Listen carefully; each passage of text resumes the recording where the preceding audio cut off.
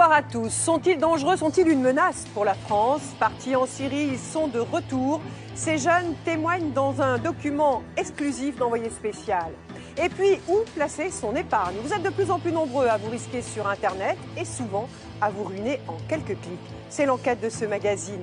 Enfin, fini le zéro ou la mauvaise note dans certains établissements scolaires. Comment enseignants, élèves et parents font-ils pour se débarrasser des notes?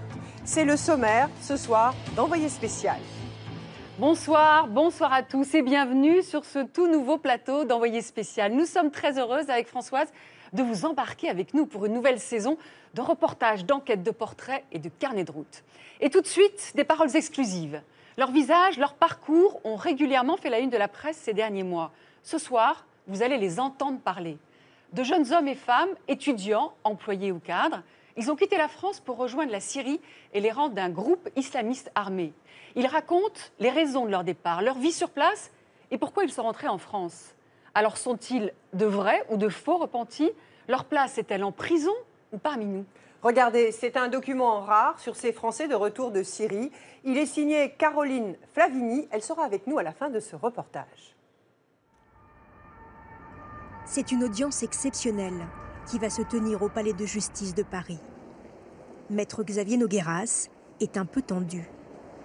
Dans quelques heures, l'avocat va tenter d'éviter à l'un de ses clients de retourner en prison. Oui, c'est ton avocat, ça va?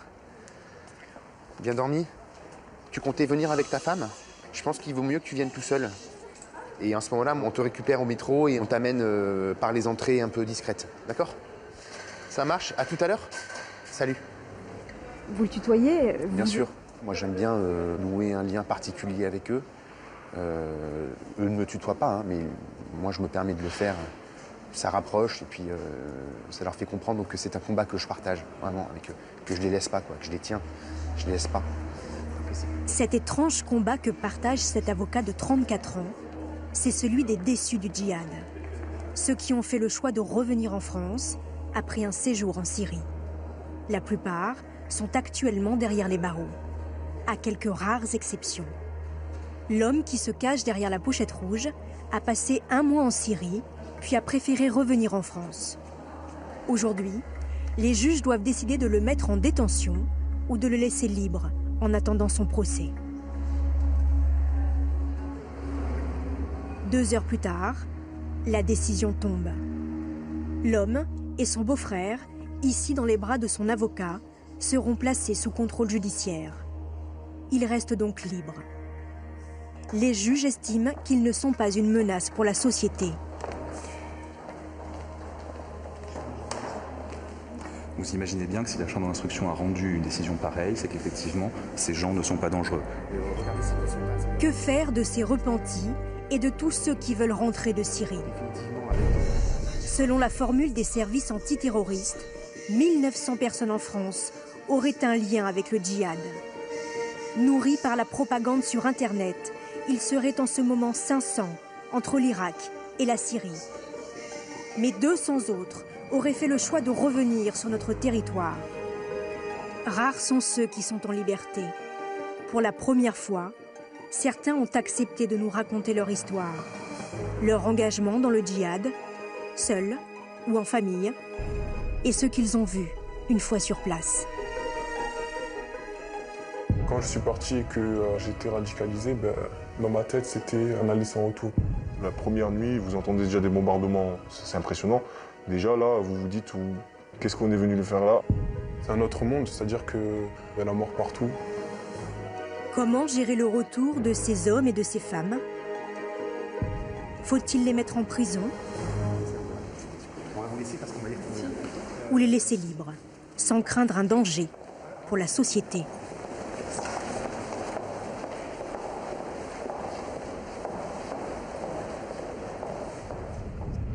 Quelques semaines plus tard, nous partons pour la région Rhône-Alpes avec Maître Nogueras. Son client, Mehdi, que nous avions vu au palais de justice, a accepté de nous rencontrer. En rentrant de Syrie, il a fait 4 mois de détention provisoire. Il tente aujourd'hui de retrouver une vie normale, aux côtés de sa femme et de ses enfants. Comment ça va? Ça va bien. Ça fait un petit moment qu'on ne s'est pas vu. Mehdi a déménagé dans un nouveau quartier. Ici, personne ne sait ce qui lui est arrivé, mais il accepte de nous raconter son départ en Syrie, à condition de rester anonyme. Les musulmans, en fait, en général, ils cherchent à vivre dans un endroit où ils peuvent, on va dire, pratiquer leur religion de la meilleure des manières. Je ne suis pas en train de dire qu'en France, on ne peut pas la pratiquer. Nous, on aimerait, par exemple, vivre sous un État islamique. En fait, quand on dit État islamique, c'est dire un État où la charia elle est appliquée. La charia, c'est la loi islamique qui codifie la vie d'un musulman. À ce moment-là, Mehdi souhaite émigrer, mais pas n'importe où, en Syrie. Dans l'islam, c'est là-bas qu'aurait lieu la fin du monde. Une terre sacrée où tous les musulmans seraient censés se rendre. Une idée largement remise au goût du jour par la propagande djihadiste. Les seules choses qu'on a, c'est des vidéos de propagande. Et ça, c'est vrai, ils vous montrent que c'est bon, tout est en place, qu'il y a un système qui est mis, des tribunaux, des écoles, des hôpitaux, un cursus même pour ceux qui veulent apprendre la religion. Tout ça, c'est dans les vidéos. Ça, c'est des vidéos de propagande. Des vidéos comme celle-ci, où l'on voit des familles qui affichent des sourires, des quartiers tranquilles, où des combattants islamistes distribuent même des jouets aux enfants syriens. Une vie en apparence presque normale. Moi, je voulais partir pour aider la population, mais pas forcément pour prendre les armes. Les armes, ça c'est pour quelqu'un qui part tout seul, pas qui part en famille. Mais ce que Mehdi ignore en arrivant, c'est que pour vivre sur ce territoire, il faut prêter allégeance à une organisation armée. À l'époque, il a deux choix. D'un côté, le groupe État islamique. De l'autre, Jabhat al-Nusra, un mouvement lié à Al-Qaïda. Vous franchissez la frontière, vous voyez en fait déjà les problèmes d'unité en fait de la rébellion. Chacun il va essayer de mettre en place son autorité. Donc dès que j'arrive déjà sur place, je suis déjà intercepté par certains groupes qui me disent faut venir avec moi et pas avec l'autre. Mehdi refuse de s'affilier à un groupe. Alors, il va devoir se débrouiller seul, avec sa famille. Déjà, il y avait un gros problème de logement, surtout pour quelqu'un qui part en famille. Si vous n'avez pas de logement, déjà, c'est une grande difficulté, surtout avec des enfants. Il n'y a pas d'eau courante, il n'y a pas d'électricité. La première nuit, on entend les bombardements, moi je pense à mes enfants, on est isolé, on est dans une montagne. En fait, on tombe vraiment d'eau. Moi, je ne m'imaginais pas du tout ça, en fait. De quoi était fait votre quotidien? Franchement, c'était de vivre. Déjà, on mettait à peu près 2 heures pour aller à un village où on pouvait trouver les premières nécessités. En fait, toutes nos journées, elles tournaient autour de manger, on va dire, d'essayer d'avoir un minimum de confort, quoi. Après, les personnes vous disent oui, mais vous vous habituerez. C'est faux, on ne s'habitue pas justement à vivre toujours dans la peur. Et donc là, on se dit, on s'est bien foutu dans un sacré bourbier. Et maintenant, comment s'en sortir, c'est là où c'est le plus dur. Parce que pour passer, c'est facile, mais pour sortir, c'est beaucoup plus compliqué. Et ça met du temps. Ça met du temps. Est-ce que vous avez Oui, j'ai eu peur peur. J'avais plus peur pour ma femme et mes enfants. Parce qu'à un moment, on a été séparés. Et certaines personnes ne voulaient pas la laisser repartir. Dans la maison dans laquelle elle était, vous? Oui, ils considéraient qu'elle n'a pas à repartir de cet endroit, quoi. Du moins, 3 semaines plus tard, Mehdi, sa femme et ses enfants réussissent à s'évader de Syrie. Il préfère garder pour lui les détails de leur fuite. À la frontière, ils sont arrêtés par la police turque, puis renvoyés en France. Si c'était à refaire, vous pourriez partir en Syrie? Avec la famille? Jamais de la vie. Non, non, non. Mehdi n'en dira pas plus. Il aura fallu 8 mois au service antiterroriste pour l'arrêter après son retour en France. Il sera jugé en 2016. Il risque jusqu'à 10 ans de prison. Le cas de cet homme est loin d'être unique. Mais parfois, les situations sont bien plus surprenantes. Nous l'appellerons Tony. Il a 38 ans. Lui aussi est sorti de prison il y a quelques jours. Il a été incarcéré 4 mois pour les mêmes raisons que Mehdi. Et lui aussi est parti avec toute sa famille.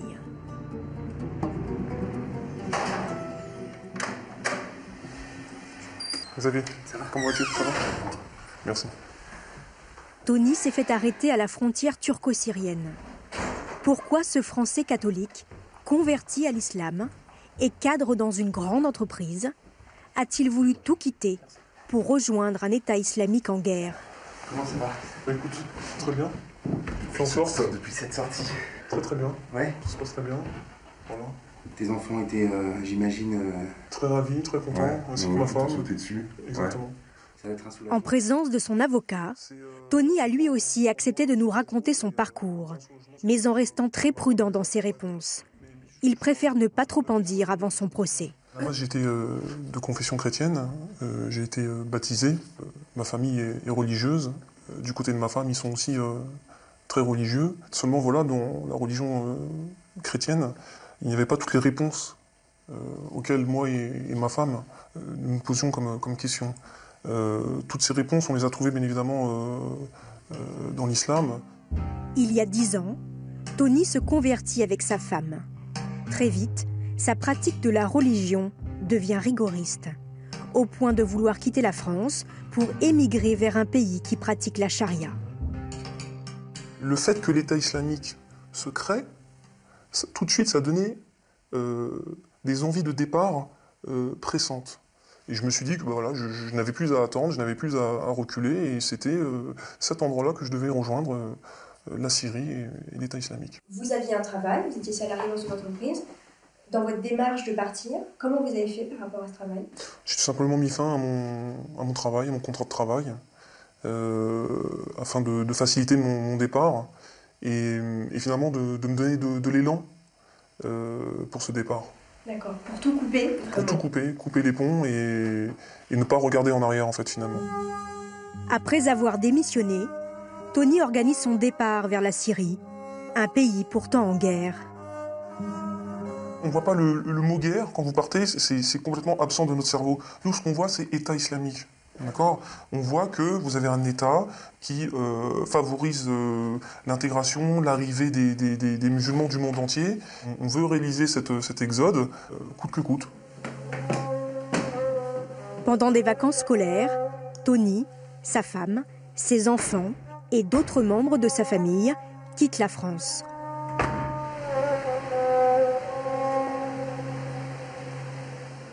Il n'y a vraiment rien de plus simple que de se rendre en Syrie. Tout simplement, vous chargez votre voiture, votre femme, vos enfants, et vous prenez la route.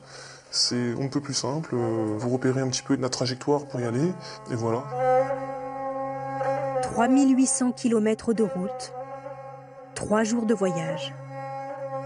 Pourtant, son exode n'aura pas lieu.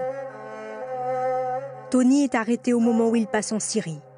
Après 4 jours passés dans les cellules turques avec toute sa famille, il est rapatrié en France, puis incarcéré. Aujourd'hui, Tony ne comprend pas ce qu'on lui reproche. Son avocat est obligé de le rappeler à l'ordre. Est-ce que c'est une infraction au code pénal que de faire son exode en Syrie aujourd'hui? Bien sûr. Mettre un pied en guerre, dans un pays en guerre, c'est rejoindre les rangs de Daesh, comme l'a dit le juge d'instruction. Comme l'a dit le procureur de la République. Contrairement à ce que peuvent penser les juges et notamment l'opinion publique, les personnes qui font l'exode n'ont justement aucune velléité envers l'État français et c'est aussi pour ne pas avoir à s'imposer ou à déranger que nous avons envie de vivre ailleurs notre foi dans un État islamique. Aujourd'hui, votre foi est-elle intacte par rapport à ce qui vous est arrivé?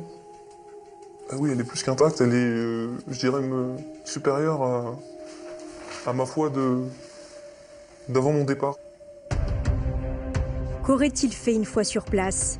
Impossible de le savoir. Quant à son exode en Syrie, l'idéalise-t-il encore ou a-t-il définitivement tourné la page? Tony lui-même n'a peut-être pas la réponse à ces questions. Pour d'autres, la Syrie aura été un vrai cauchemar. Toulouse. C'est ici que vit Hakim. Cet adolescent de 16 ans, bon élève, un peu timide, est un rescapé du djihad. Depuis son retour, Hakim reste hanté par ce qu'il a vu. Tu penses des fois à ce que tu as vécu? Oui, souvent. Souvent, c'est quelque chose qui ne s'oublie pas, c'est quelque chose de marquant. On se retrouve du jour au lendemain loin de la famille, loin des proches, loin des amis. On a beau pouvoir s'imaginer ce qu'on voit à la télé et tout ça, c'est inimaginable en fait. C'est vraiment un autre décor, il y a la mort partout. Tout a commencé quelques mois plus tôt, au lycée. Hakim mène une scolarité sans histoire. Apprécié de ses camarades, il est même le délégué de classe. Mais petit à petit, le garçon se laisse influencer par l'un de ses amis, en rupture avec le système scolaire. Tout simplement, j'ai fait de mauvaises rencontres et j'étais un peu perdu. Et puis, il y a ces images sur la guerre en Syrie que son camarade va lui montrer en boucle. Moi, ce que je voyais, c'était des vidéos de gens qui étaient à la rue, des vidéos des familles qui avaient tout perdu. On m'a proposé une alternative pour pouvoir aller aider là-bas. Sans vraiment me poser de questions, je l'ai suivi, j'y suis allé et voilà quoi. Un matin d'hiver, comme d'habitude, Hakim quitte la maison, prend le bus, mais au lieu de se rendre au lycée, il s'envole pour la Turquie avec son copain de classe. Depuis 2012, une directive autorise les mineurs à traverser les frontières sans l'autorisation de leurs parents. Pourtant, Hakim n'a pas grandi dans une famille religieuse. Ben, son père, a toujours veillé à l'éducation de ses enfants et surveillé leur fréquentation. C'est dur de voir que ces mêmes gosses qui ont été scolarisés dans une bonne école, dans un quartier paisible, qui ont habité une résidence honorable, propre, tranquille, se retrouver dans de telles situations, c'est une chose que je ne pouvais pas m'imaginer ou y penser, ne serait-ce qu'une fraction de seconde. C'est malheureusement, voilà. Ben n'a rien vu venir. À l'insu de ses parents, Hakim avait prévu son voyage dans les moindres détails. Il avait laissé une lettre expliquant son départ, son amour pour toute la famille, qu'il partait dans l'humanitaire, sans préciser où bien sûr, et qu'au moment où on s'apercevrait de cette lettre, il serait certainement trop tard. Il serait très très loin. Le soir même, Ben reçoit un appel de son fils. Il est en Syrie. Une fois arrivé là-bas, on rencontre des nouvelles personnes. On voit déjà le cadre de vie, déjà hommes-femmes séparés. On voit que des hommes. Les passeports sont confisqués. Tu dormais où? On dormait dans des tentes. Sinon, des fois dans des maisons à moitié détruites. Donc en gros, on dormait dehors, quoi. Et en tout cas, l'eau, il faut aller la chercher. Il n'y a pas d'eau chaude. L'électricité, il y en a très rarement. Il n'y a presque pas. Et la connexion Internet, c'est pareil, il n'y en a presque pas. C'est vraiment une autre vie. Au départ, c'est clair qu'on voit des visages souriants. On fait les présentations et tout ça. Et puis petit à petit, on commence à parler sérieusement. Toi, tu vas aller chercher l'eau, toi, tu as l'électricité, toi ci, toi ça. Et après, on commence à nous ordonner de faire des tours de garde, quoi, pendant que les autres dorment, quoi, pour protéger la propriété. Et c'était un peu pour nous habituer un peu au froid, aux conditions de vie et tout ça. Et ça, on n'a pas vraiment le choix, on est obligé de faire ce qu'on nous dit, on n'est pas en position de force. Donc on le fait et voilà. Rien que là, à ce moment-là, dès qu'on entend les coups de feu et tout ça pendant la nuit, c'est clair que c'est vraiment choquant. La veille, on était chez nous tranquillement et on se retrouve à 3000 km de chez soi, dans un autre pays. Donc là, c'est clair que psychologiquement, c'est traumatisant. On se dit, qu'est-ce que j'en sais que je vais pas mourir demain? Je n'aurais même pas dit au revoir à mes parents. Est-ce que toi, quand tu étais là-bas, tu as rencontré d'autres jeunes comme toi qui en fait voulaient rentrer? Oui, on en voyait, oui, qui avaient peur, qui se décourageaient. Et avec le manque de la famille, c'est sûr.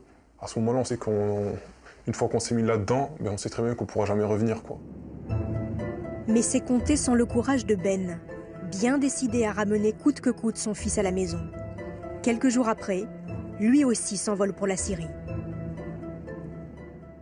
Arrivé en Turquie, sur les frontières syriennes, on a risqué notre vie. J'ai dû changer d'hôtel 2-3 fois dans la nuit. Les frontières turco-syriennes, on n'avait aucune sécurité, il n'y avait aucun signe de vie normal, plutôt, mis à part les boutiques d'armes, mis à part 3-4 restaurants.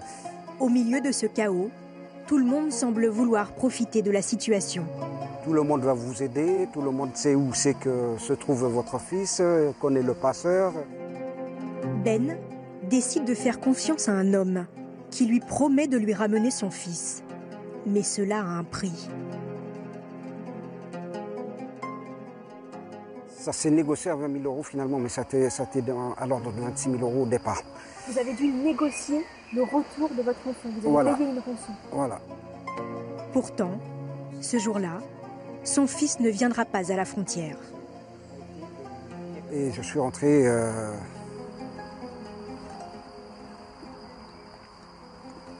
les mains vides, quoi. Excusez-moi. Ben repart sans son fils et a perdu toutes ses économies. Hakim va devoir se débrouiller seul. Quelques jours plus tard, il réussit à s'enfuir. Fin du voyage pour l'adolescent. Non, moi j'étais dans une optique pour aider le peuple. C'est-à-dire que j'ai jamais voulu tuer personne, moi.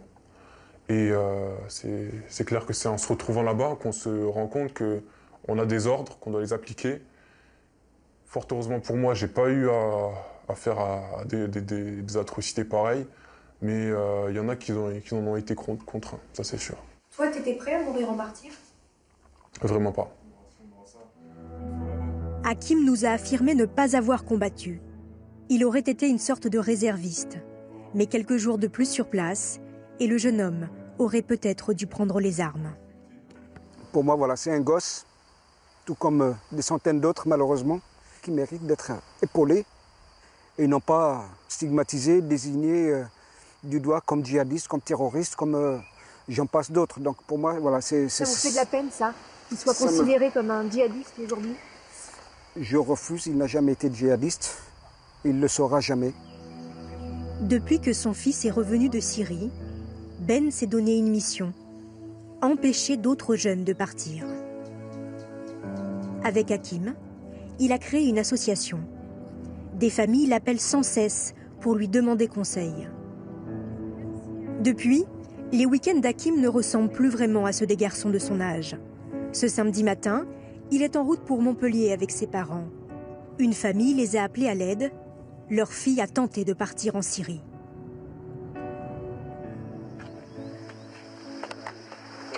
Ouais, ça va. Elle va vous raconter la petite, hein? Merci. Arrête, ouais. Ah, une belle maison, hein, franchement. Oui, mais elle est vendue.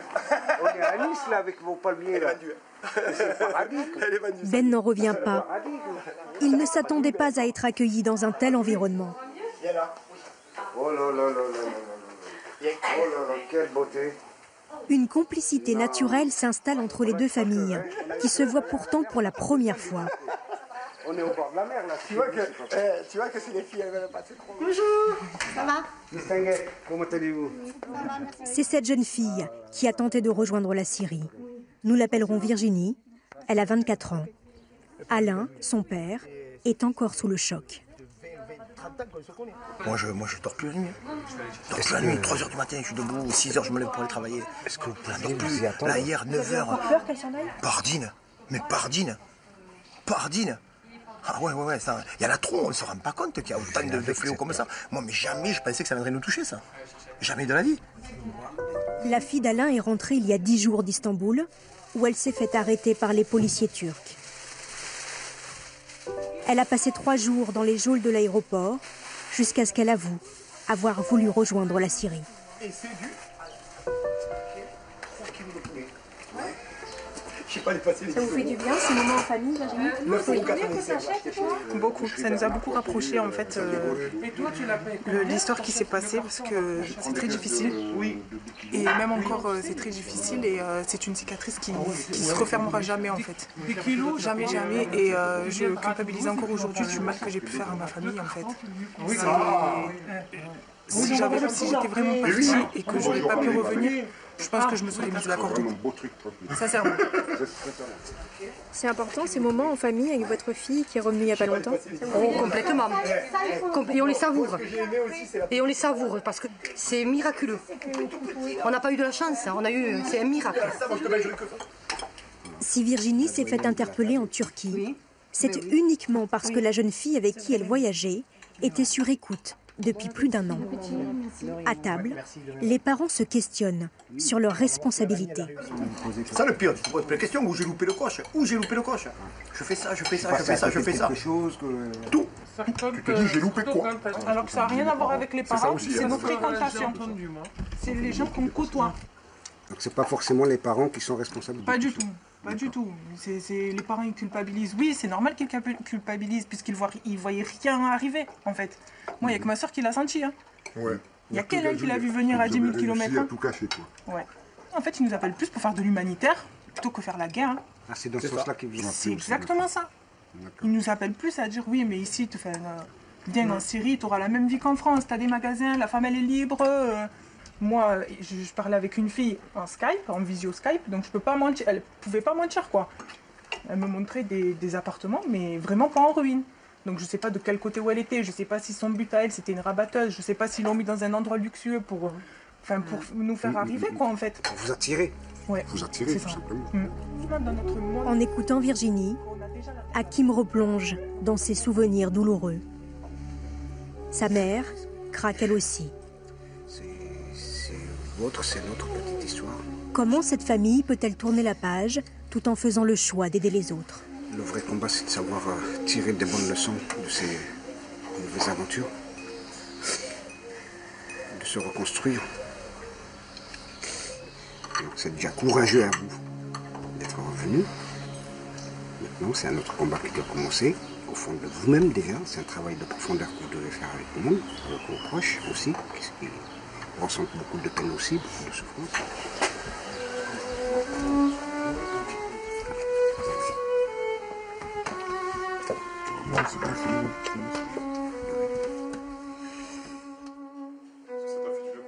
Virginie se pose encore beaucoup de questions sur la Syrie.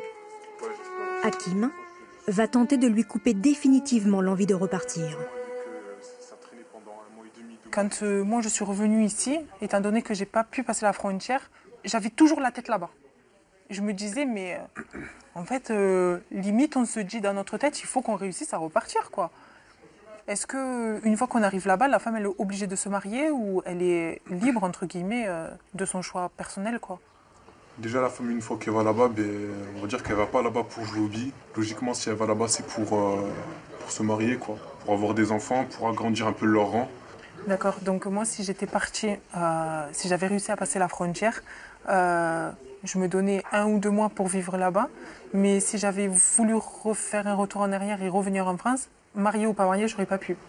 Tu n'aurais pas pu faire un retour en arrière, marié ou pas marié, parce que même si toi, admettons, tu n'aurais pas envie de te marier, ils t'auraient contraint à te marier. Ils vont te dire quoi? Ils vont te dire tout simplement, t'es là, t'es logé, on te nourrit, à quoi tu sers? Quand on me disait que les femmes pouvaient travailler, c'est vrai ou les femmes sont à la maison et rien d'autre? C'est totalement faux, déjà, il n'y a pas de travail. Tout est à l'arrêt depuis le début de la guerre, il n'y a pas de travail. Et on va dire le seul travail, c'est que les hommes, ils vont au front. Et les femmes, elles sont femmes au foyer. C'est là-bas que tu te rends compte que vraiment, ta place, elle n'est pas là-bas, que c'est pas toi une personne qui va y aller, une fille qui va y aller, qui va changer l'avenir d'un pays. Et la seule chose que tu as fait, c'est que tu aurais pu détruire toute ta famille. Virginie n'a plus le droit de quitter le territoire. Ses papiers lui ont été confisqués pour une durée d'1 an. Mais après, que se passera-t-il? La jeune femme aura-t-elle clos définitivement ce chapitre de sa vie ou sera-t-elle encore tentée par le djihad? Quant aux autres, qui rentreront bientôt des zones de guerre, quel sort la République doit-elle leur réserver? Dans le difficile équilibre entre répression et prévention, certains avocats, comme Maître Nogueras, plaident pour limiter les séjours en prison, notamment des déçus du djihad.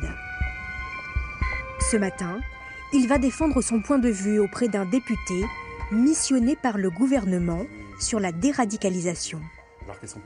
Selon l'avocat, ceux qui reviennent de Syrie volontairement ne devraient pas être emprisonnés avec des détenus plus dangereux en attendant leur procès.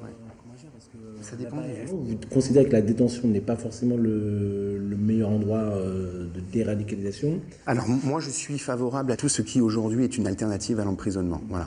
Je mets en avant le risque fondamental d'avoir des jeunes qui étaient récupérables et qui, parce qu'ils ne comprendront pas la longueur de la procédure, vont se retourner contre l'autorité, quelle qu'elle soit, et être récupérés par des gens qui n'attendent que ça. Entre un voyage en Syrie de 4 mois et un voyage en prison de 2 ans, je ne sais pas lequel des deux voyages est le plus dangereux. Et puis s'ils ne l'ont pas vu sur place, ils le voient forcément. Mais la société est-elle prête à prendre ce risque?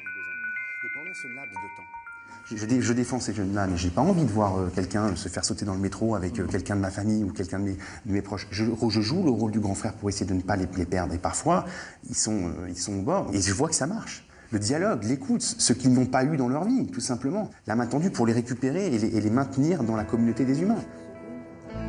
La question se posera irrémédiablement. Tôt ou tard, même les djihadistes les plus convaincus sortiront de prison. De son côté, Ben, le père d'Hakim, poursuit la mission qu'il s'est donnée. Raconter son histoire inlassablement pour éviter que d'autres jeunes ne se laissent embrigader. Cette association, elle vise à protéger, à prévenir ces jeunes, et plus particulièrement les plus vulnérables. Dans la salle, discrètement, Hakim est venu écouter son père. Depuis son retour de Syrie, père et fils ne se quittent plus. Mon grand. Allez.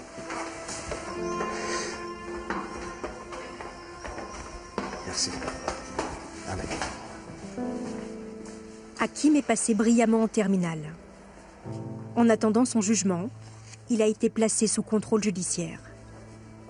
Sur les centaines de Français partis en Syrie, combien seront-ils à revenir? Caroline, c'est vous qui avez rencontré tous ces jeunes Français de retour de Syrie. Alors, est-ce qu'on a une idée de leur nombre? Combien sont rentrés en France?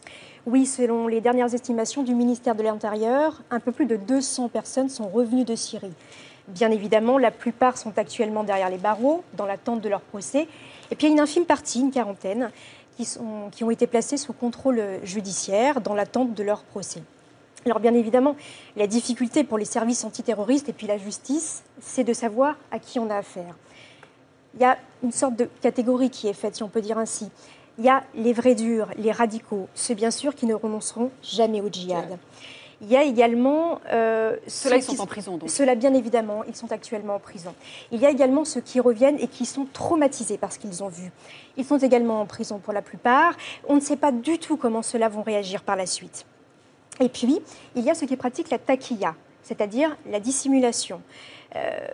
On ne sait pas si à tout moment, éventuellement, ils pourraient commettre un attentat sur notre territoire. Et puis enfin, il y a ceux qui se disent repentis, que l'on voit dans le reportage, qui eux sont partis dans un idéal, et puis qui ont été déçus une fois sur place et qui sont rentrés. Alors très concrètement, par rapport à cette dernière catégorie, qu'est-ce que la France a mis en place pour ces jeunes qui rentrent de Syrie? Alors la France, le gouvernement en est persuadé, il faut travailler avec les repentis. Alors justement, en octobre, il y a une expérience qui va être mise en place dans 2 établissements pénitentiaires de la région parisienne, dans lequel on va faire intervenir des repentis qui vont venir dialoguer avec les détenus radicaux pour essayer de provoquer un électrochoc, faire un contre-discours. Et puis, il y a une autre expérience qui existe déjà, qui est déjà menée également dans 2 établissements de la région parisienne, des établissements pénitentiaires, où là, cette fois-ci, on fait intervenir des victimes de terrorisme. Donc vous imaginez, ça peut créer un électrochoc face aux détenus. Et puis évidemment, il y a tout ce qui se passe à l'extérieur, le tissu associatif, ces petites associations comme on voit dans le reportage, avec la JREF, l'association du papa d'Hakim, qui, avec leurs tout petits moyens, tentent de faire de la prévention. Ils vont dans les lycées, dans les collèges, ils font des conférences, ils essayent de parler, de raconter leur histoire. Merci beaucoup, Caroline, pour toutes ces précisions. Merci. Une enquête maintenant. Ce sont parfois toutes les économies d'une vie, le coup de pouce pour la retraite, ou celles qui devaient permettre de réaliser un rêve. De plus en plus de seniors ou retraités confient leur épargne à des sites sur Internet, espérant des gains rapides, importants. Mais attention, mauvaise fortune. Gagner beaucoup d'argent en peu de temps, la promesse peut se transformer en escroquerie. C'est l'enquête de la semaine, la ruine à portée de clic. Elle est signée Sébastien Borgeaud et Richard Puech. Et nous retrouverons ensuite Sébastien en plateau. À 2 ans de la retraite, ils avaient un rêve. Pour leurs vieux jours, Daniel et sa femme Italia voulaient partir ensemble sur les routes, à bord d'un camping-car. Ça, c'est un petit peu comme ça qu'on voulait. Hein. Voilà, avec ça, on peut faire le tour d'Europe. Le tour, oui. Pour se l'offrir, ils avaient économisé toute leur vie. Mais rien ne s'est passé comme prévu. Ça, c'était un petit peu notre rêve. Hein. Notre rêve, qui pour l'instant n'est qu'à l'écran. Mais ce qui s'est passé, c'est que l'argent qui était consacré à l'achat de ce camping-car, eh bien, on l'a placé dans une société de trading sur Internet. Et on a perdu tout cet argent parce qu'on a eu la malchance de tomber sur des escrocs. Du trading, c'est-à-dire des placements boursiers. Tout commence lorsqu'ils sont attirés par l'une de ces publicités qui circulent sur le web. Vous pensez qu'il est difficile de gagner de l'argent grâce à la bourse? Vous pensez même que ce n'est pas fait pour vous? Eh bien, cette vidéo risque de vous surprendre. Ils sont alors contactés par un banquier qu'ils n'ont jamais rencontré. Par email et par téléphone, l'homme les convainc de leur confier leur argent pour le placer en bourse via son site internet. C'est une société située en Angleterre. Ils avaient pignon sur rue, ils avaient un site internet. J'avais une application sur mon téléphone mobile. Je veux dire qu'en aucun cas et à aucun moment, pas une seule seconde, on aurait pu penser qu'il s'agissait d'escrocs. Voilà. Mais quelques semaines après, ce site disparaît sans laisser de traces. Et avec lui, les économies de Daniel et d'Italia. Nous-mêmes, ma fille et ma mère, on a investi 50 000 euros. Mais ces 50 000 euros, ce n'est pas de l'argent, c'est pas du superflu, c'était de l'argent qu'on avait gagné et qu'on avait. C'est de l'argent d'une vie. Ils ont bien fait leur travail. C'est un travail de sape qui anéantit les gens.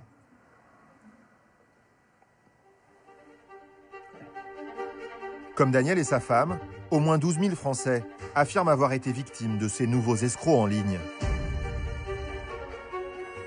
Depuis 5 ans, des centaines de sites de placement sur Internet ont fait leur apparition. Ils nous promettent la fortune en quelques clics. Votre capital manque d'intérêt. Il est temps de vous en occuper. Des publicités alléchantes, un marketing agressif. Ces sites ont toutes les apparences de la respectabilité. Pourtant, derrière la plupart de ces vitrines, tout est faux, à part l'argent qu'elles nous font perdre.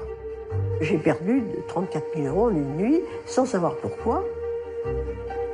Notre enquête nous a permis de découvrir que ces entreprises appartiennent à des filières internationales très organisées, qui ont déjà empoché des sommes colossales, en toute impunité.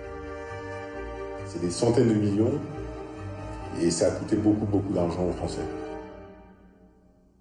Un étonnant polar financier qui nous a emmenés jusqu'en Bulgarie, à Chypre et en Israël, sur les traces de ces nouveaux profiteurs du web.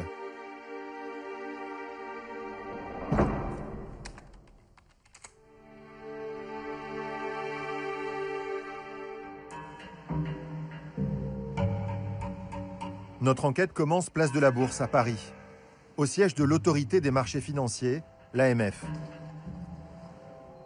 La plateforme téléphonique du gendarme de la finance est aujourd'hui débordée par les appels des victimes de ces sites internet. Je vous confirme, c'est une escroquerie. Vous avez bien fait de nous appeler.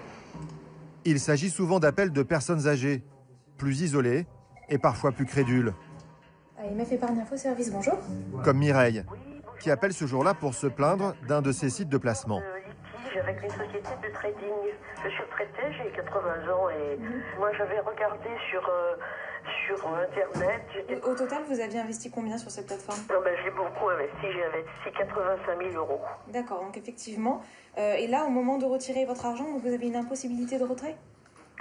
Non seulement ça, mais c'est que j'ai pratiquement tout perdu. D'accord. Merci. Une centaine de plaintes en 2011, 5 000 en 2014 et jusqu'à 10 000 appels cette année. L'AMF a établi une liste noire de 200 sites qu'elle considère comme illégaux et dont elle peut faire bloquer l'accès par les tribunaux. Mais certains, qui sont enregistrés hors de France, échappent à ces sanctions. Selon Nathalie Lemaire, le scénario est toujours le même. Sur ce type de site, vous avez derrière vous des escrocs qui, non seulement, dans la plupart des cas, ne vont pas placer votre argent sur le marché proposé, ne vont pas investir dans les produits, mais vont se contenter de faire passer votre argent de banque à banque jusqu'à un paradis quelconque et vous ne reverrez jamais votre argent, rien n'est redistribué. Selon les statistiques de l'AMF, 90% des épargnants sont perdants sur ces sites. Ils y laissent en moyenne 11 000 € chacun. En 2012, l'AMF avait déjà recensé 12 000 victimes françaises. Aujourd'hui, ils sont probablement plus du double. Cette retraitée qui vient d'appeler l'AMF, après avoir perdu 85 000 €, nous l'avons retrouvée à Marseille. Elle a 80 ans et s'appelle Mireille Bonnet. Après une carrière d'ophtalmologiste, elle avait réussi à mettre de l'argent de côté et rêvait de faire fructifier son épargne pour ses 5 petits-enfants. Mais en quelques clics, sa vie a basculé. Tout a commencé un jour sur Internet où je suis tombée sur le site de FXGM qui me disait qu'on pouvait gagner de l'argent avec le trading, mot que j'ignorais totalement jusque-là. Je les ai rejoints et je me suis donc inscrite. Un certain Thomas Delacroix, qui affirme travailler pour ce site, la contacte aussitôt par téléphone. La manipulation commence. Donc c'est à ce moment-là que j'ai eu, quelques jours après, M. Delacroix qui m'a appelé et qui m'a dit « Mettez une somme d'argent entre 200 € et 1 000 €. Et moi, j'ai mis 500 €. En l'espace de 15 jours, j'avais doublé la mise. Il m'a dit « Vous voyez comme c'est facile. Là, vous avez fait vos preuves sur des petites sommes. Il n'y a aucune raison que vous n'arriviez pas à faire vos preuves sur des grosses sommes. » Appâtée, Mireille accepte d'investir 50 000 €. Mais apparemment, ce n'est pas assez pour Thomas Delacroix. Il la rappelle pour la convaincre de miser davantage. Il me dit, vous savez, j'ai montré votre dossier à ma hiérarchie qui m'a dit, franchement, Madame Bonnet a beaucoup de potentiel, on va lui faire confiance, on va réinvestir avec elle. Alors, je me dis, ça veut dire quoi, ça? Elle me dit, si vous rajoutez une somme de 25 000 €, nous, on en rajoute autant, et vous vous retrouvez avec 100 000 €. Et là, avec 100 000 €, on peut aller très loin, jusqu'à plusieurs millions. On peut gagner jusqu'à plusieurs millions. Mireille finit par miser toutes ses économies, 85 000 €. Pendant 3 mois, Thomas Delacroix lui téléphone presque tous les jours pour la pousser à parier sur la valeur d'une action ou le cours d'une monnaie. Persuadée de gagner de l'argent en bourse, Mireille lui fait totalement confiance, jusqu'à cette soirée du mois de mars. J'ai perdu 34 000 € en une nuit, sans savoir pourquoi. J'ai essayé de les joindre par téléphone parce que j'étais un peu affolée. J'ai pas pu. J'ai essayé de les joindre autrement, je n'ai pas pu. J'ai mis des emails à M. Delacroix, il ne m'a jamais répondu. Et puis voilà. Mireille n'aura plus jamais de nouvelles de Thomas Delacroix. Cette voix sans visage qui avait su gagner sa confiance. Qui se cache derrière cette manipulation? Nous avons voulu remonter la piste de ce mystérieux interlocuteur pour connaître ses méthodes et tenter de découvrir sa véritable identité. La première étape de notre enquête nous emmène en Europe de l'Est, à Sofia, en Bulgarie.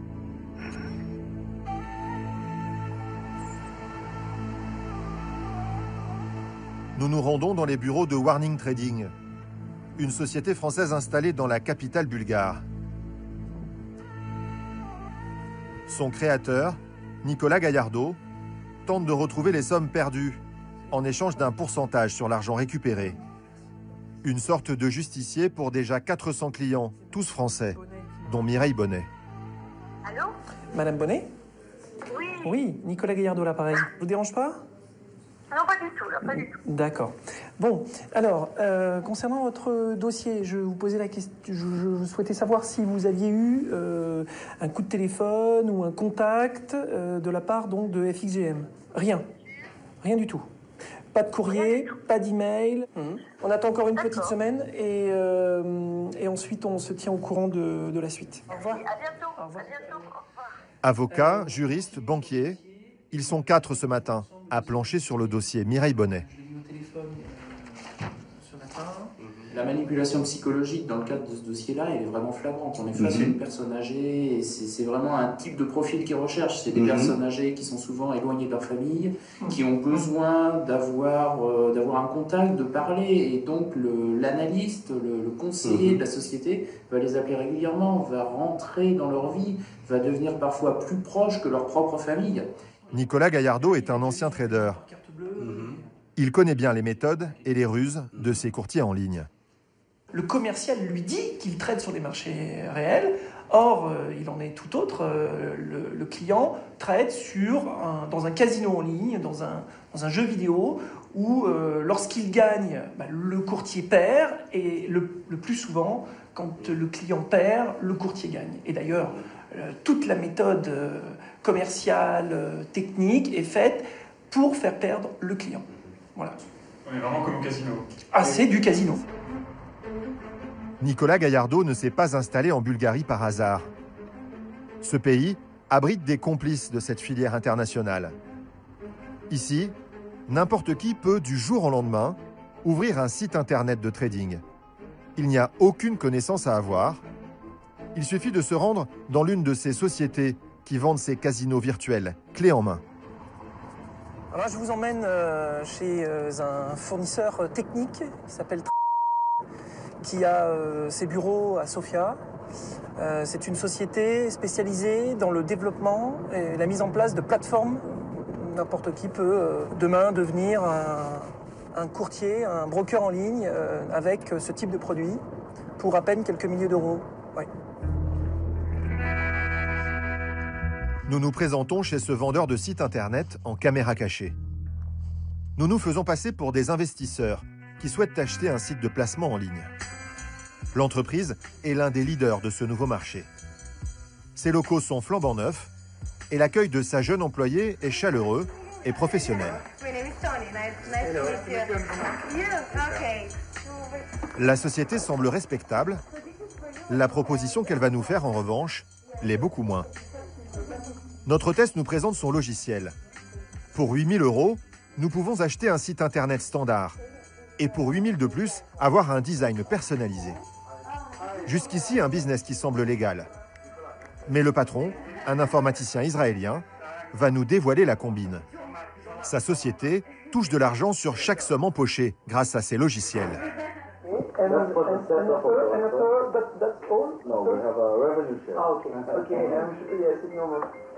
No problem. And the revenue shares 14%. Yes. 14? Flat, yes. 14. 14. From the profits you make from the player. Okay. On the player, if he deposits 1,000, yes, and then he loses the 1,000, yes, this is the profit. Oh, okay. If he loses 500, only the 500 is profit. Okay. This is if you lose, of course. Yes. It's like casino. If you lose the money, yes, the casino wins. En clair, cette société prélèvera sa part sur chacune de nos futures opérations, même frauduleuses.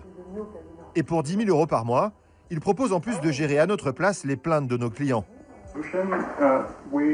The complaint is taken in charge, or we have to take in charge of the... 90% is done. All of the compliance without calling the players. So they look at the documents, they verify the documents, they send the emails automatically. But just if they need somebody to talk to the client, they will talk to you, the operator, and they will say you need to talk to this client and to ask him 1, 2, 3 things. So they do everything, they just use you to talk to the client. Okay. Nous partons, évidemment, sans rien acheter. Même Nicolas Gaillardeau, qui enquête pourtant depuis 1 an sur ces sociétés, est étonné du niveau de sophistication de leurs méthodes. J'avoue que j'étais extrêmement surpris sur l'aspect gestion clientèle. C'est fait pour transformer le client en victime.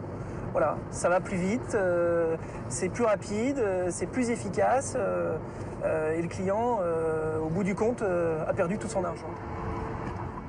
Le piège est prêt à se refermer. Il ne reste plus à des vendeurs mal intentionnés qu'à passer des coups de téléphone pour trouver des clients et les convaincre d'investir sur leur site. Un pays s'est spécialisé dans cette activité. Il s'agit d'Israël.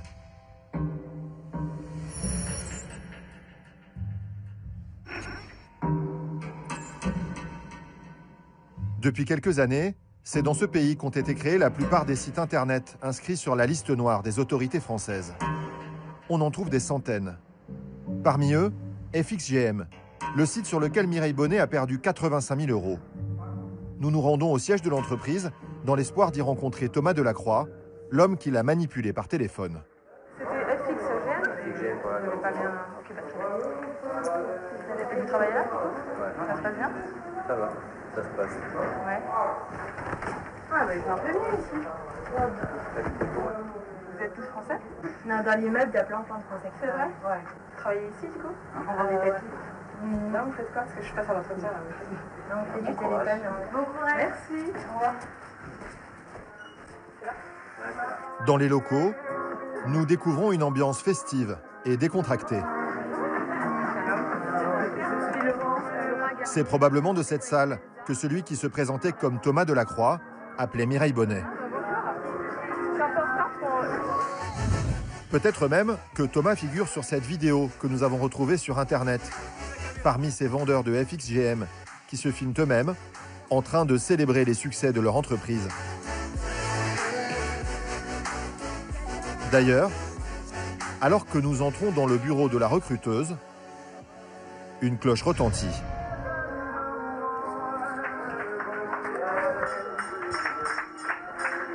C'est génial, c'est super ambiance. Les gens, quand ils applaudissent, c'est qu'il y a une vente ou un truc. Une vente, cela signifie qu'un Français comme Mireille vient d'investir ses économies sur leur site. Pour travailler chez FXGM, aucune compétence particulière n'est requise, à part la maîtrise de la langue française.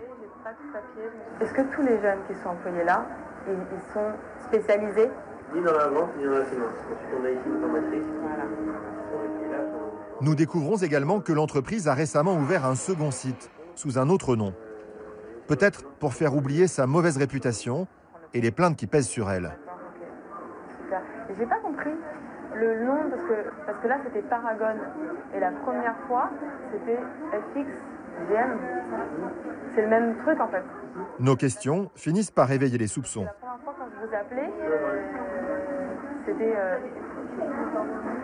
Honnêtement, c'est ce que là j'ai écrit Internet. Je pense que c'est Internet, mais j'ai parlé quand même à pas mal de postes. Les recruteurs ne donneront pas suite à cet entretien.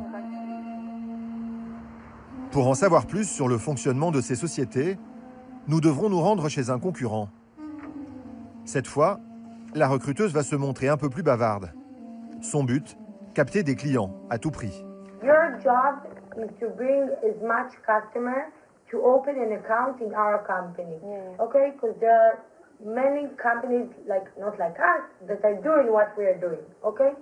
You need to be the best seller to make them open an account in your company with you.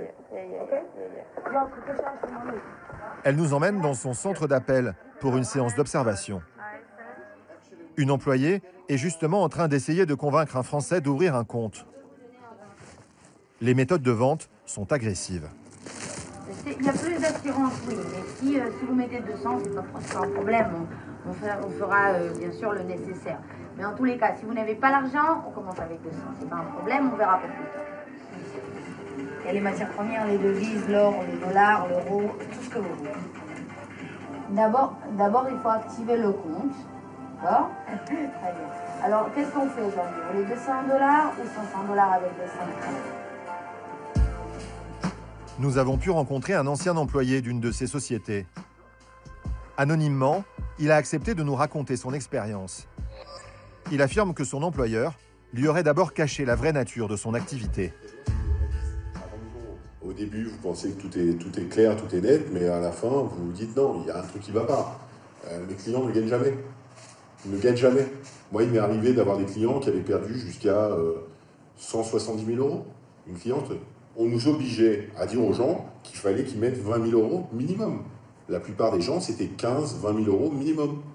En leur expliquant que c'est ça, la finance. Pour moi, c'est du harcèlement. Appeler quelqu'un 100 fois en un mois pour qu'il dépose 10 000 €, oui. Il y a des gens qui, pour moi, sont harcelés. La France serait un marché particulièrement ciblé, car les Français possèdent beaucoup d'épargne et ne savent pas toujours où la placer. Alors le marché francophone est un marché qui est un des plus intéressants des marchés parce qu'ils ont beaucoup de baleines, ils ont besoin de faire fructifier leur argent. Et le problème, c'est qu'ils n'ont, à part le PEL ou le livret A, ils n'ont rien d'autre comme option. Et tous les baleines sont en train de disparaître avec Internet aujourd'hui.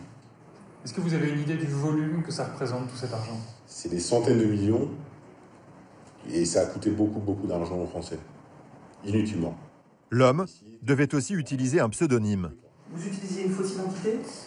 J'utilisais une fausse identité pour mes clients, bien entendu. Les noms aux consonances bien françaises, comme Thomas Delacroix, sont les plus utilisés. Nous comprenons que nous ne trouverons jamais l'homme qui téléphonait presque tous les jours à Mireille Bonnet. En Israël, ces sociétés prospèrent dans une quasi-impunité, car ici, la loi ne protège que les Israéliens, pas les victimes étrangères.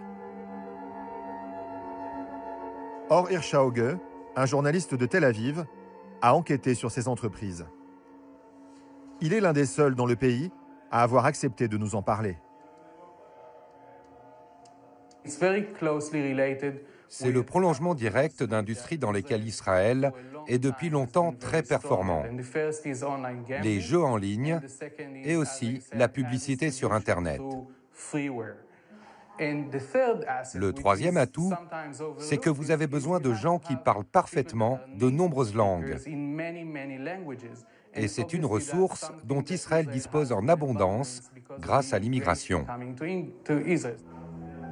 Ces sites de trading ont donc en Israël des conditions idéales pour s'enrichir. Mais le système a un défaut. Les autorités européennes peuvent bloquer les sites qu'elles jugent suspects. Pour contourner ces interdictions, ces sociétés ont trouvé la parade. S'installer tout près d'Israël, à Chypre, à l'intérieur de l'Union européenne.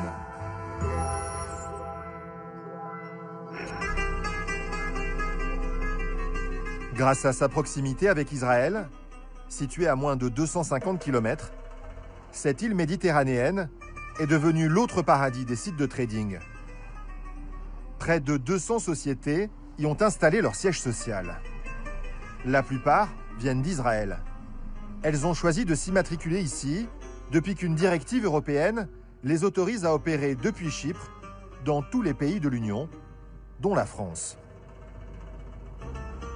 Dans les beaux quartiers de Nicosie, on trouve par exemple, comme à Tel Aviv, des bureaux de la société FXGM, à laquelle Mireille Bonnet avait confié son argent.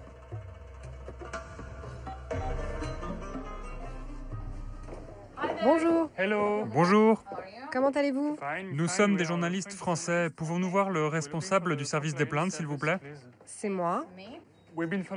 Nous avons suivi une Française. Elle a perdu 85 000 € à cause de FXGM. Elle a été harcelée par un de vos vendeurs au téléphone. Est-ce que cela vous surprend? Ok, je ne sais pas à quelle cliente vous faites référence. Ah, je vais vous donner son nom. Elle s'appelle Mireille. Ok, on va s'asseoir dans la salle de conférence et vous m'expliquerez. Cette responsable refusera finalement de répondre à nos questions. Et aucun dirigeant de FXGM ne se rendra disponible pour une interview.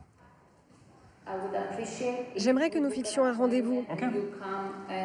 Et vous pourrez alors rencontrer un responsable. Avant de nous reconduire, on nous promet un rendez-vous. Nous l'attendons toujours. Une fois installées à Chypre, ces sociétés israéliennes évitent les sanctions des autorités françaises. Comme Chypre est en Europe, la France n'a pas le droit de lancer directement une procédure. Elle doit transmettre le dossier à ses homologues chypriotes. C'est la loi. Et attendre que l'autorité locale des marchés, la SAISEC, fasse son travail.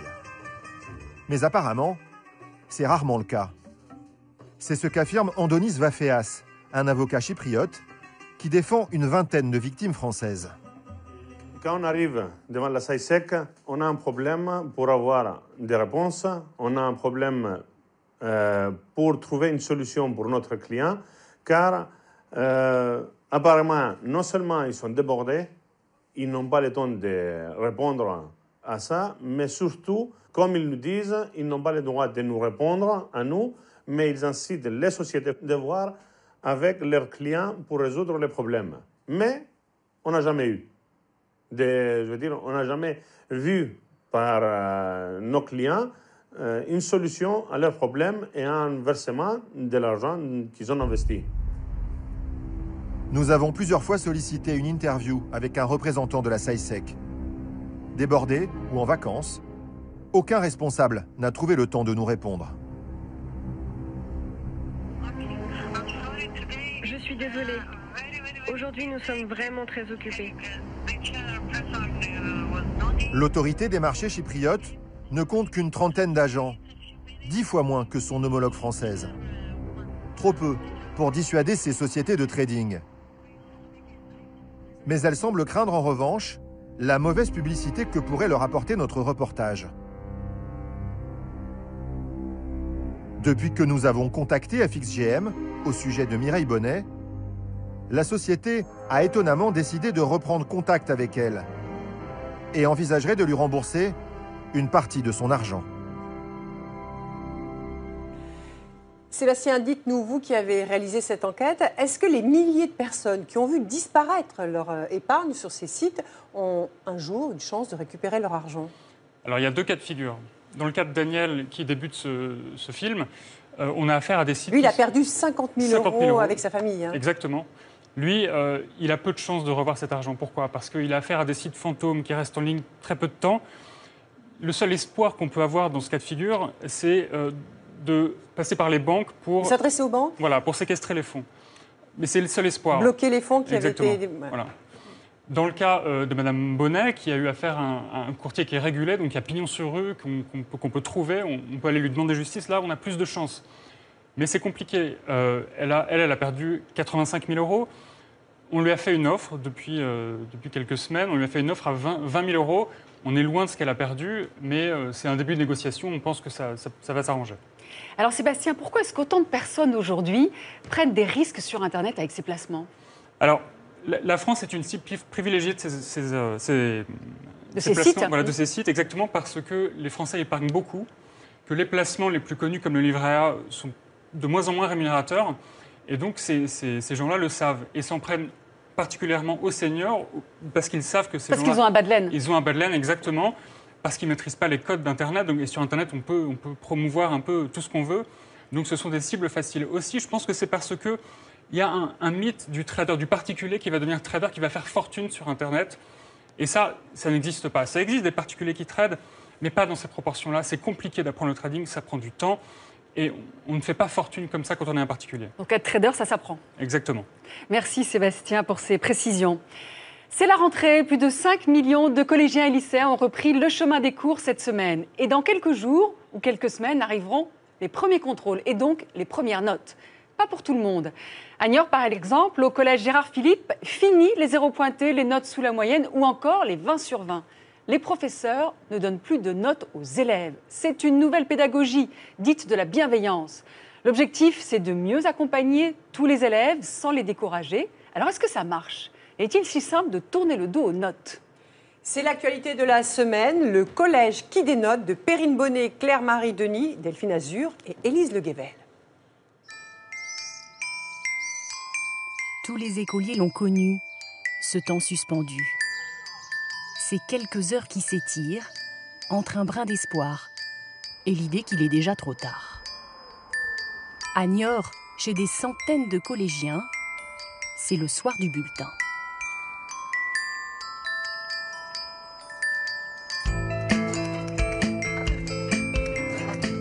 Le facteur est passé chez Manon, chez Océane et chez Mathéo. 3 adolescents de 13 ans, pas tout à fait le même niveau, mais qui partagent, au-delà de ce courrier, une scolarité hors du commun.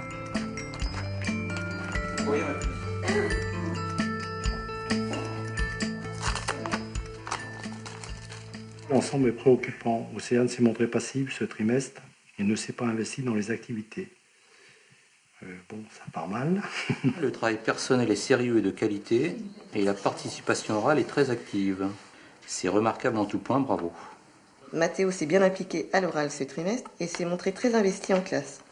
Il reste de petites difficultés en production écrite que Mathéo pourra combler en fournissant un travail personnel bien plus conséquent. Il ne faut pas négliger de longues appréciations, et il faut s'en contenter.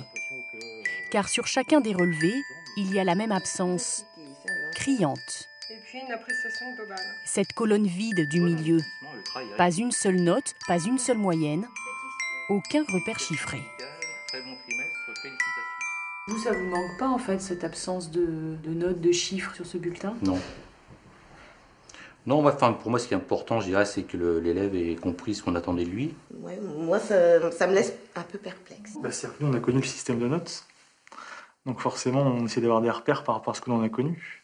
Je trouve que pour un élève, on va dire lambda, c'est compliqué de se faire une place là-dedans, en fait. Enfin, de trouver son niveau. Vous arrivez à la situer par rapport à sa classe ou pas? Non. Elle est dans le milieu, elle est dans le bas, ou elle est un peu dans les élèves qui sont un peu plus hauts. Là, on ne sait pas trop et on ne sait pas trop où la guider au niveau des devoirs le soir. Ce soir-là, entre les bonnes résolutions... Oui, c'est la mémorisation des leçons aussi. Oui, voilà. Je vais y travailler, oui. L'idée est là. Les interrogations et les félicitations. Bravo, ma chérie. Bravo. Ces trois familles, ces trois collégiens de 5e expérimentent une nouvelle pédagogie. La pédagogie d'un collège public ordinaire, mais qui a choisi d'en finir avec la sacro-sainte notation sur 20. Un collège en plein centre de Niort. Un niveau, une taille dans la moyenne des établissements français. 550 élèves, son lot de décrocheurs, de bagarres, d'amoureux. 550 élèves qui ne subissent plus la pression des notes chiffrées, supprimées, envolées depuis 3 ans. Au profit d'une autre forme d'évaluation qui se veut plus positive, plus bienveillante. Nous avons posé le temps d'un trimestre notre regard sur la 5e Pavlova, la classe de Manon, Mathéo et Océane. Dans ce collège, pas tout à fait comme les autres. Dans ce collège qui dénote.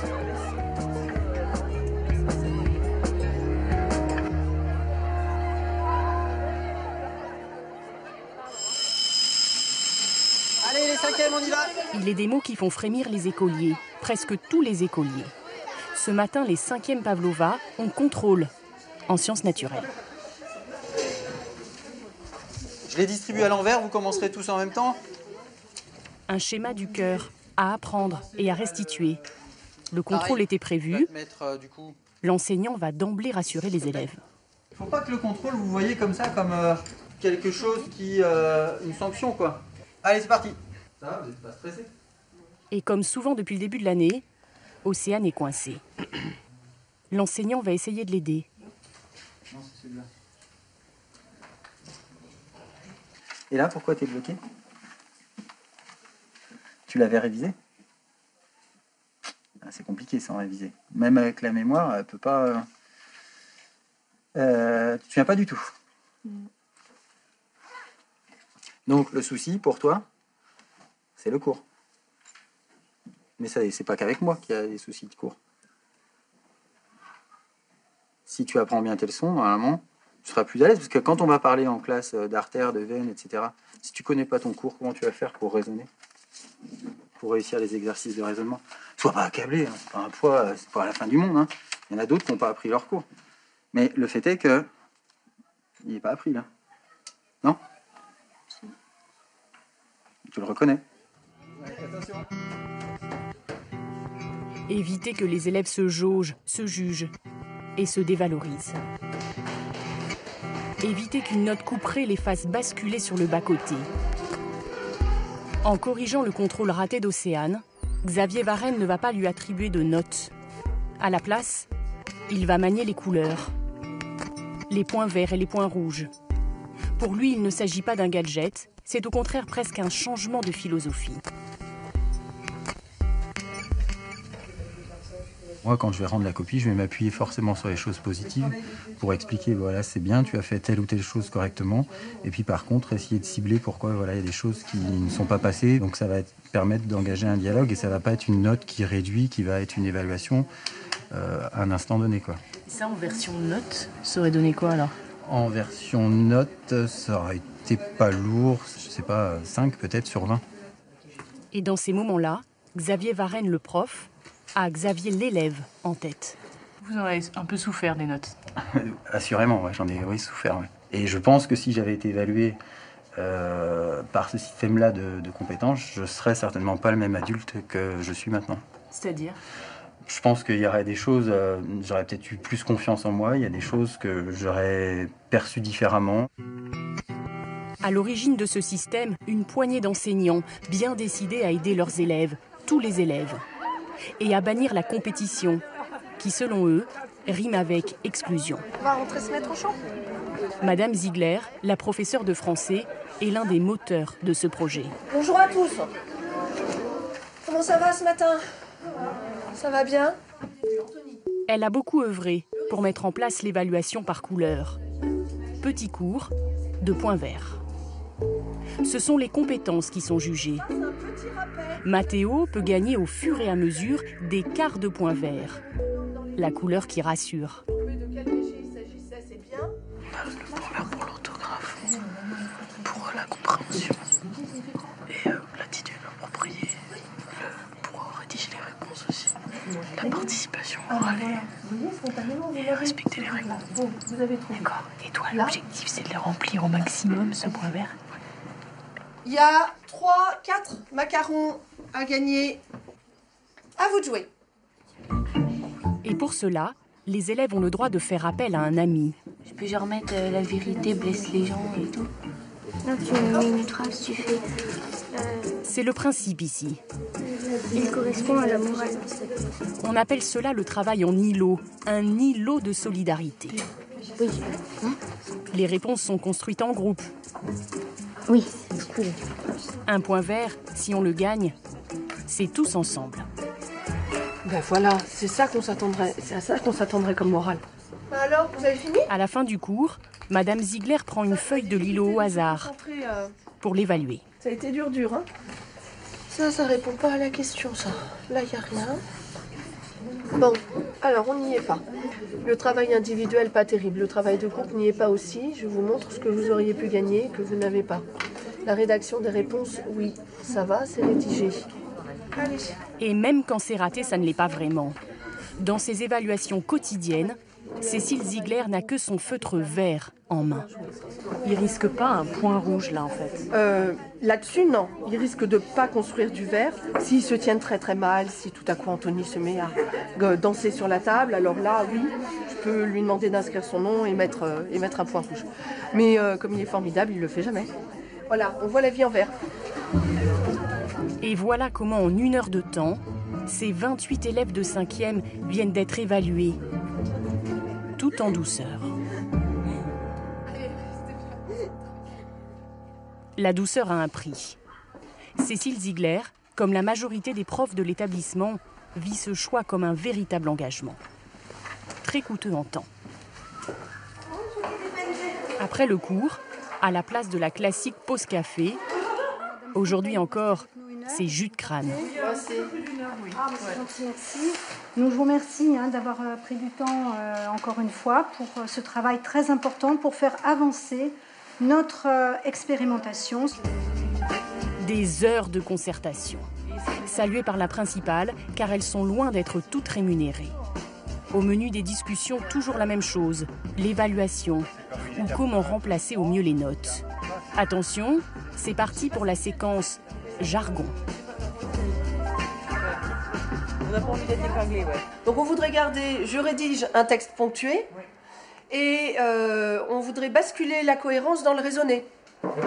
C'est nous qui construisons ensemble les outils au fur et à mesure avec des erreurs, avec des rajustements sans arrêt, mais on n'a pas de cadre en fait vraiment fixé par notre administration qui nous imposerait en fait des limites. Vu que là en fait on n'a pas de limite, donc on va un peu trop loin ou pas assez, ça dépend. Donc effectivement il y a beaucoup de rajustements à faire. Donc c'est pour ça que ça prend du temps aussi. Personne ne leur a imposé ce changement. En matière de notation, il n'y a aucune obligation. Il y a 3 ans, au cours d'une réunion, ils ont voté. On souffrait de voir des élèves démoralisés par les mauvaises notes, etc. Et on s'était rendu compte que la note, ça voulait absolument rien dire. puisqu'en fonction de la vision que l'on a de la note, on était dans de l'incohérence complète. Et donc on était venu à se poser la question s'il n'y avait pas d'autres moyens, d'autres systèmes. Sont attendus à la vie scolaire immédiatement Tom Barré, Lucas Porcher, Nathan Morillon, Louis-Quentin Noé. Comme la voix du haut-parleur, l'état d'esprit s'est propagé à tous les étages. Ne pas noter, protéger, encourager. Okay, it was excellent. It was excellent. Good. Good. Tendez l'oreille au cours d'anglais. Very good. Absolutely no problem. Et vous comprendrez vite qu'ici on met l'accent sur le compliment. That was good. No problem. This is good. Okay. Thank you very much. Your lesson is okay. And that's very good. C'est du surencouragement peut-être, je ne sais pas, mais non, ça me paraît important de leur dire que je suis contente de ce qu'ils ont fait, quoi. C'était difficile et ils y arrivent bien, donc c'est une logique d'évaluation et non pas de dévaluation. Ça, c'est notre grand mot, ça. On évalue, on ne dévalue pas. C'est un slogan. Voilà, on le répète comme un mantra. Évaluons, ne dévaluons pas. La pédagogie de la bienveillance. Glissez une tête à la cantine et vous verrez les profs manger avec les élèves. Gommer la hiérarchie, les différences. Et aussi ouvrir les portes en permanence. Celle de l'administration, par exemple. J'ai essayé de voir, de mettre les choses au clair. Il m'avait dit oui la dernière fois. Mais peut-être que c'est plus fort que lui. Hein, celle de la direction aussi. Alors pourquoi, quand tu es à côté de Mathilde, tu fais le vilain? Ils viennent quand ils veulent, pour ce qu'ils veulent. Ça permet d'avoir un contact régulier avec les enfants, les enseignants, et puis de ne pas me voir comme un affreux méchant loup. En matière de discipline aussi, les choses ont changé. Depuis cette année, la conseillère principale d'éducation essaie de s'effacer. Les gars, vous attendez là 2 secondes. Ce jour-là, il y a eu une bagarre à la récréation. Ce sont des élèves d'une autre classe qui vont s'en charger. Vous pouvez rentrer. Un programme de médiation. Vous installez là. Donc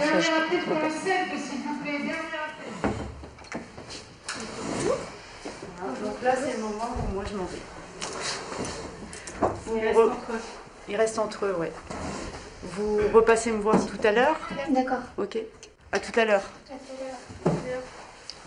Donc, quel est votre conflit? Qu'est-ce qui s'est passé, à un moment, quand on joue au ping-pong, il y a eu un petit conflit encore entre moi et Louis, et donc du coup, je suis partie, et puis après, du coup... Un conflit verbal ou physique?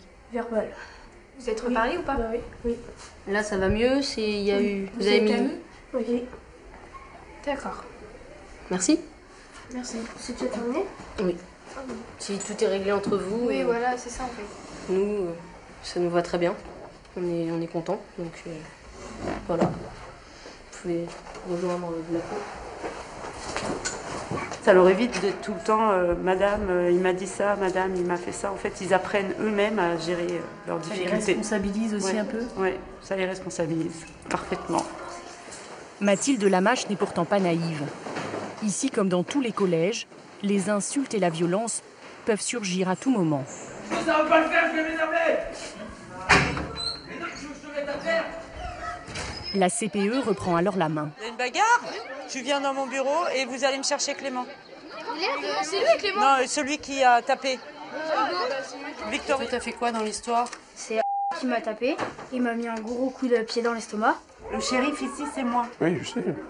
Bon. Oui. Alors, je sais que c'était pas forcément un acte. Un acte. Vas-y, va au bout. Oui, c'était un acte un peu débile. Oui, on est bien d'accord. Oui, on est d'accord. T'étais pas obligé de le taper pour lui dire d'arrêter de cracher. Non, oui. Non? Si, ah oui, c'est vrai. Okay. On en reparlera. Finalement, il n'y aura pas de sanction. J'ai bossé dans des collèges où dès qu'il y avait une bêtise, c'était tout de suite la retenue, le machin, le truc. Et la réponse à ça, c'est qu'il y a des enfants qui sont collés toutes les semaines du début de la 6e à la fin de la 3e. Et c'est pas une réponse puisque ça change pas, puisqu'on les retrouve. Donc du coup, qu'est-ce qu'ils ont d'autre à proposer? Nous, on essaye autre chose. Voilà. L'autre fois, je discutais avec un élève et il me disait il y a pire que de se faire engueuler, c'est la peur de décevoir, en fait. Je crois qu'ici, on joue vachement là-dessus. Au collège Gérard Philippe, on responsabilise les élèves. Mais il suffit de tomber sur cette petite scène impromptue, au détour d'un couloir, pour comprendre que rien n'est vraiment acquis. J'ai blancoté le rouge, j'ai mis du vert. Et le professeur m'a engueulé fatalement. Et d'où j'avais laissé la feuille sur le crayon, je n'avais pas fait Pourquoi tu as attention. transformé le rouge en vert? Qu'est-ce qui t'a motivé? J'ai eu 2 points rouges sur cette compétence alors que l'exercice était vraiment tout beau. J'ai été écœurée, du coup j'ai changé et voilà. Est-ce que tu crois que d'avoir changé les 2 points rouges en 2 points verts, ça a fait de toi quelqu'un de meilleur en maths? Non, parce à l'intérieur de toi. Puis même après, je me suis retrouvée avec 2 points rouges. Bon, t'as gagné ton après-midi ici. C'est génial, une heure de colle. Et voilà. S'il y a de la triche, même avec les points, cela veut-il dire que, comme ailleurs, il y a une forme de pression? La pression est-elle nécessaire pour apprendre?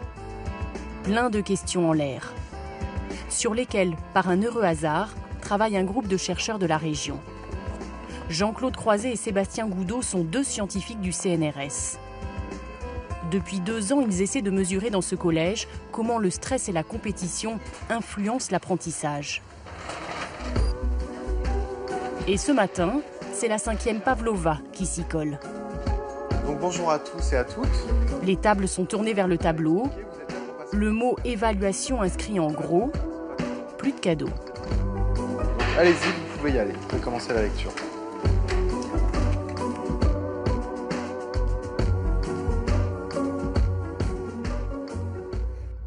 Qu'est-ce qu'il y a de particulier? Alors c'est un texte qui est volontairement très difficile. Puisque notre but c'est d'organiser la difficulté de façon expérimentale et de mettre les élèves en difficulté. L'exercice sera chronométré. 45 secondes. Celui qui a trouvé la réponse doit lever la main pour que tout le monde le sache. Pression et compétition. Donc on va passer à la première question. Tout le monde joue le jeu.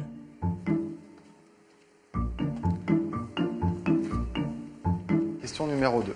Mais rapidement, au milieu des mains qui se lèvent, Question numéro 5. il y a les lèvres qui se pincent. Crispation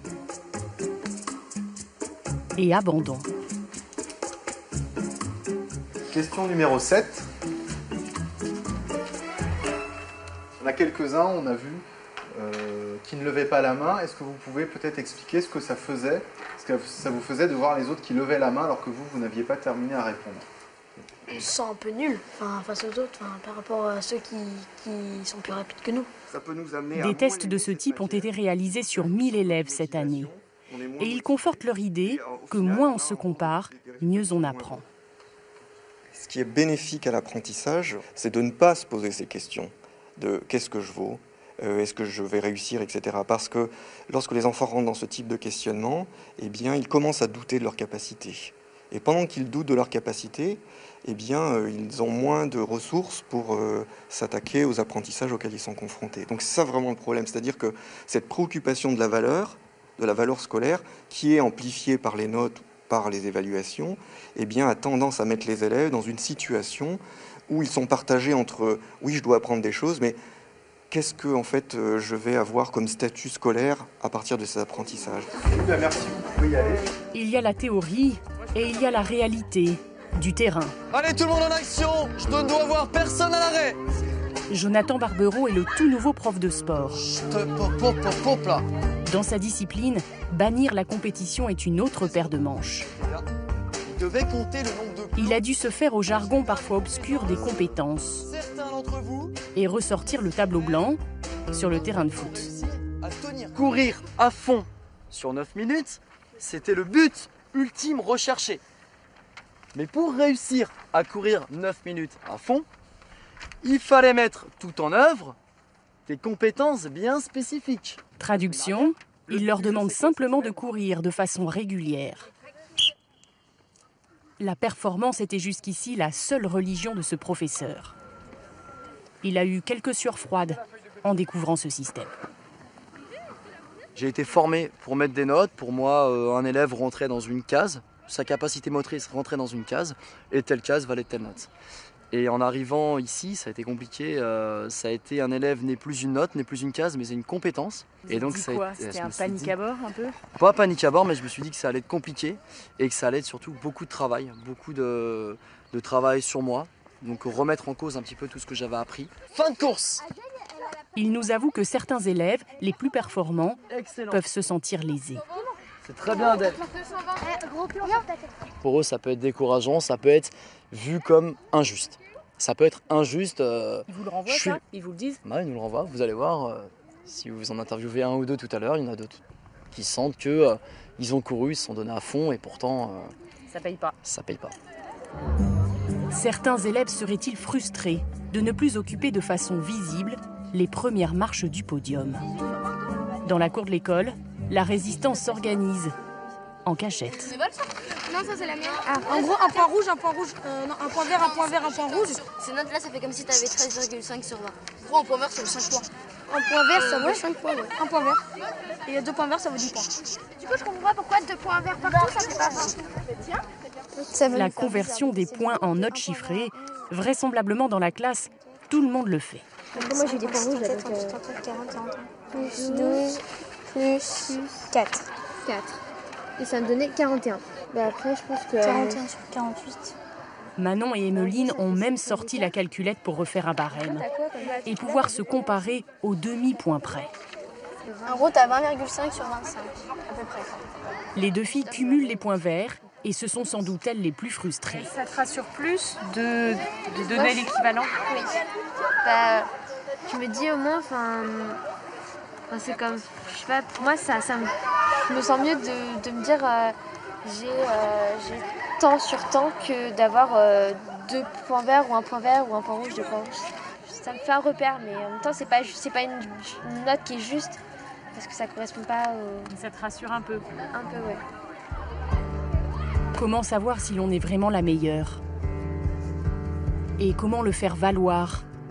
Auprès des parents notamment. Depuis 2 ans, depuis qu'elle n'a plus de notes, Manon se sent comme désavantagée. Ma sœur qui est au lycée, elle a des notes. Et quand elle a un 17, ma mère la félicite beaucoup. Alors que moi, quand j'ai 2 points verts, elle me dit c'est bien, mais sans plus. Ça te frustre, ça? C'est un peu frustrant? Du coup, je trouve que ça fait un peu bébé. Les petits points verts et les petits points rouges. Une impression que va nous confirmer la maman de Manon cet après-midi-là. Coucou ma chérie, ça va? Ouais. Bon, ça c'est mes notes que j'ai aujourd'hui. Là c'est physique chimie et en dessous c'est une petite éval de maths. D'accord. Bon bah 2 très bien, parfait. 2 points verts, 2 points verts, 2 points verts, 1 point vert, bah, c'est parfait ça. Après 2 ans d'expérience, elle n'a pas d'avis tranché sur la question. Elle fait juste le constat qu'elle est plus sensible et plus vigilante avec les notes de son aîné. Si elle a un 7, par exemple, un 7 sur 20, voilà, ça va être un petit peu difficile. Alors qu'effectivement, un point rouge, qui équivaut peut-être à un 7, je ne sais pas. Bon, voilà, c'est un peu plus facile à accepter. Ouais. Un 7, par exemple, ça appelle quoi comme réaction pour vous? Une déception. Une déception, et puis derrière, quand même, des encouragements pour qu'elle progresse et qu'elle améliore ses notes. Mieux guider, garder le contrôle sur la trajectoire de son enfant. C'est exactement ce qui a décidé cette maman à prendre une décision radicale.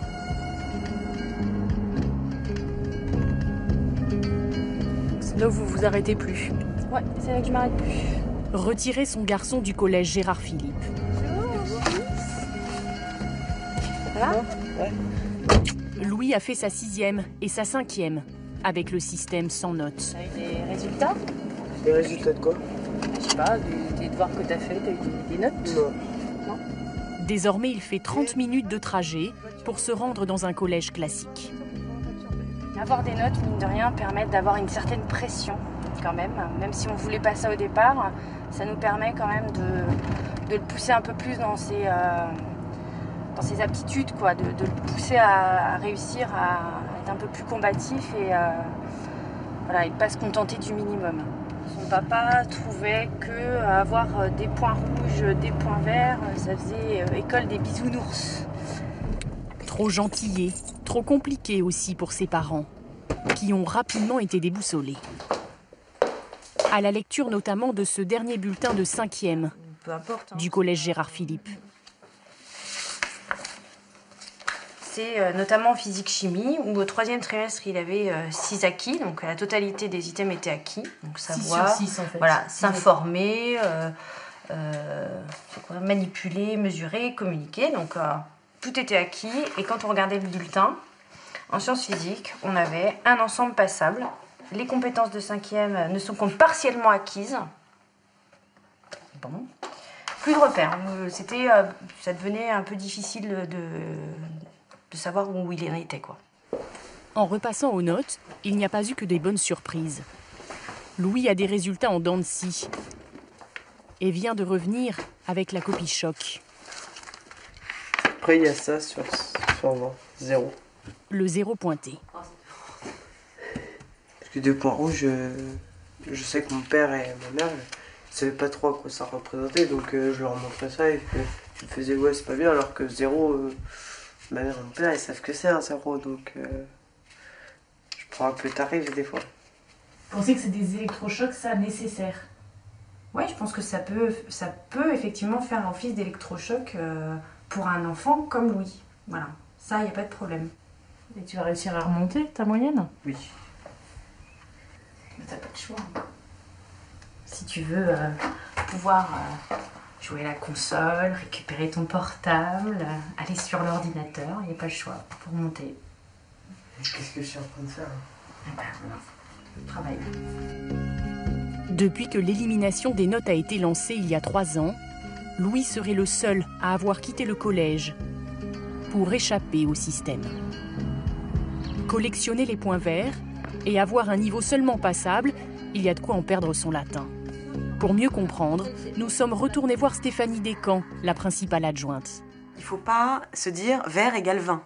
Non, voilà. Alors c'est l'erreur que font beaucoup de parents, c'est d'essayer de transformer les pourcentages ou les couleurs en notes. Non, une compétence passe au vert, ça correspond en gros à un niveau de 12. Mais vert ou vert foncé, vert clair n'existe pas. Donc on peut aller de 12 à 20 et c'est l'appréciation qui va faire la différence. Ce sera toujours vert. Ce sera toujours vert, mais l'appréciation donnera le niveau de l'élève. Est-ce que c'est un niveau exceptionnel ou juste satisfaisant? C'est l'appréciation qui distinguera. Les parents d'élèves ont-ils tous bien compris la nuance? Les résultats scolaires, en fait... Ce soir, les chercheurs du CNRS viennent restituer leur étude. Et les langues vont se délier. On peut peut-être engager quand même le sujet du jour. Note ou pas note, 39,2% des élèves sont défavorables à la suppression des notes. Une des questions qu'ils les travaillent, et on a eu l'occasion d'interagir avec eux, c'est qu'avec les points rouges et les points verts, on ne connaît pas notre niveau. Ça, c'est 72,7% des élèves qui sont d'accord avec cette position-là. Répondre à cette question. Chez les parents, 2 camps se dessinent rapidement. Il faut contrôler un grand nombre de J'ai ma fille qui a sa sœur en seconde.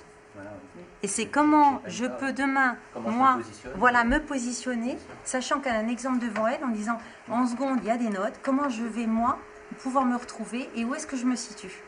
Et en fait, c'est anxiogène, je dirais presque. Pour certains élèves, ça peut être anxiogène, de dire j'arrive pas à me situer. Ça évite la comparaison à sa sœur. Moi, excusez-moi, je vais être pro dans l'autre sens. Moi aussi, ils sont nombreux à la maison. Et justement, je trouve ça intéressant d'éviter les comparaisons entre fratries. Sauf que la vraie vie, à ce jour, fait que dans 3 ans, elle se retrouvera en seconde et elle aura des notes.